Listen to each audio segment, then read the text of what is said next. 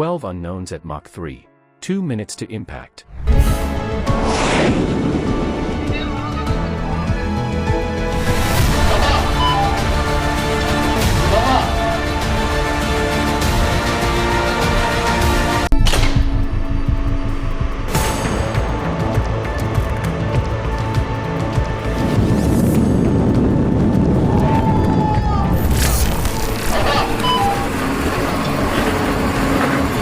You're on the Roosevelt's combat floor when the Spy 6 lights up, and the swarm splits, 6 straight at the carrier, 4 scraping sea level, 2 punching up high. That's not surveillance. That's a 3D kill box designed to jam your OODA loop.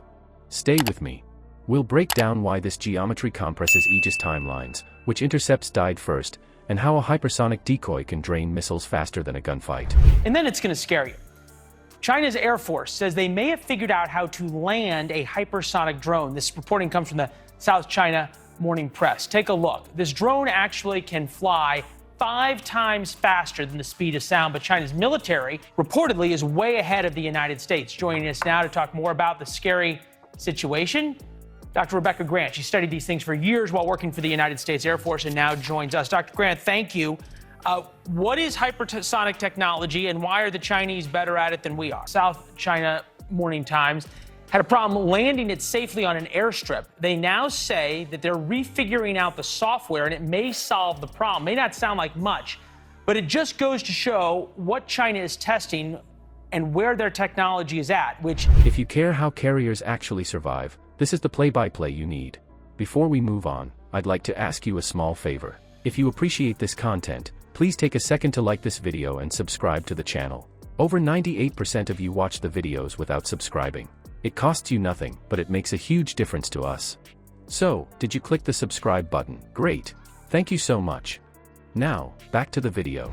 And what we see with this nasty little drone is that China's working really hard to perfect hypersonic technology. And if they perfect it, it allows them to do what to us?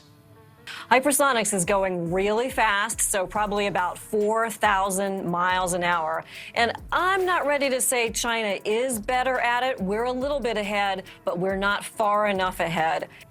Well, this drone is a reconnaissance drone, and it means that they can launch this. It can pop up anywhere over the Pacific, and its purpose is to target our U.S. forces, Navy ships, other forces like that.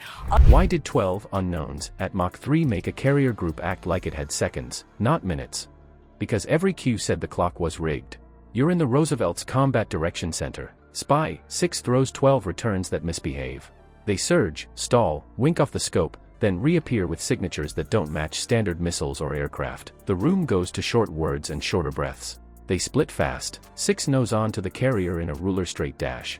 4 dip low and get dirty in the sea clutter, hunting the lanes toward the escorts. 2 climb high to stretch the bubble and force your shooters to look up and out. Other applications of hypersonic technology, weapons. So imagine a weapon coming in at 4,000 miles an hour, or in this case, the reconnaissance drone is just hard to track and see and shoot down. So you said you're not convinced that China really is ahead of the United States. We've always known that there's new weapon systems that are developed and sometimes even operational for 10 years. Then all of a sudden, oh, gee, the B-2 stealth bomber shows up on everybody's television screens.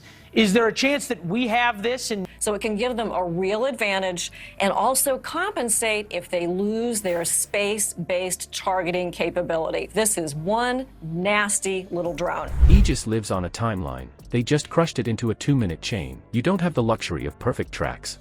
You have a moving puzzle with missing pieces. Track quality starts to bleed when the emitters on those contacts jump bands mid-burst. Dynamic frequency hopping turns your air picture into a strobe. Do you lock the radar into a mode that sharpens a few returns, or hold a wide net and risk ghosting? Doctrine says build confidence before you shoot. The clock says shoot before the picture freezes again. You pick, and you own it. Hypersonic kinematics change what your intercept math means.